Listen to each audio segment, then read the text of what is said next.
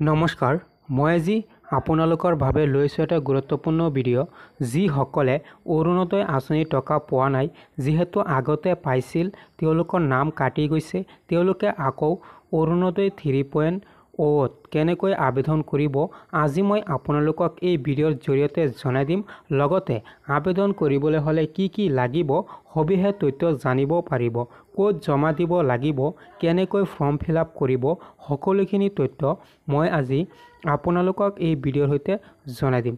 ইয়াৰ আগত মই আপোনালোকক আকৌ সেই ভিডিঅ'টো আগবঢ়াইছোঁ। হিমন্ত বিশ্ব শৰ্মা চৰকাৰে আপোনালোকক কি জনাইছে, শেষত আপোনালোকক জনাই দি আছোঁ কি লাগিব।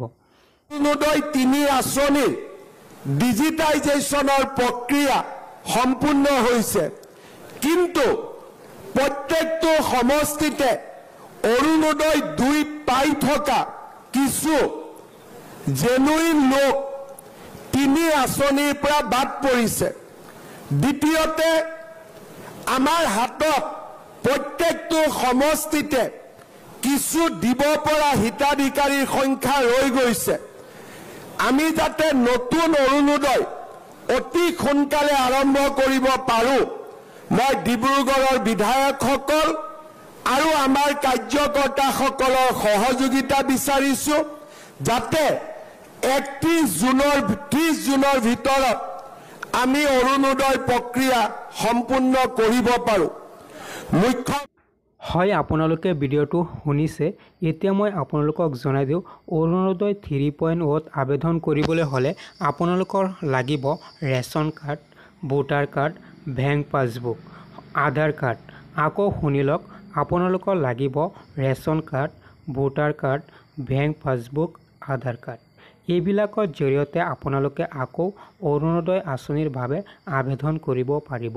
ক'ত কেনেকৈ আবেদন কৰিব মই আপোনালোকক জনাই দিওঁ। আপোনালোকৰ যিটো গাঁও পঞ্চায়ত আছে তাত আপোনালোকে যোগাযোগ কৰিব, কিয়নো সময়সীমা হৈছে 30 জুন। 30 জুনৰ পিছত আপোনালোকে আবেদন কৰিব নোৱাৰিব। সেইবাবে আগতেই আপোনালোকে 30 জুনৰ আগতেই আবেদন কৰি লওক।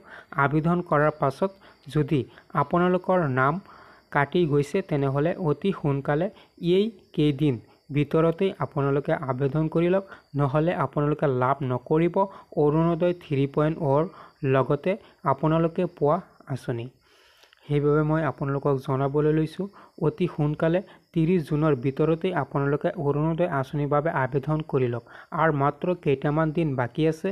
আকৌ শেষত কৈ দিওঁ, আপোনালোকৰ লগত লৈ যাব লাগিব যিখিনি কৈছোঁ সেইখিনি, লগতে গাঁও পঞ্চায়তত গৈ আপোনালোকে আজিয়েই যোগাযোগ কৰি লওক।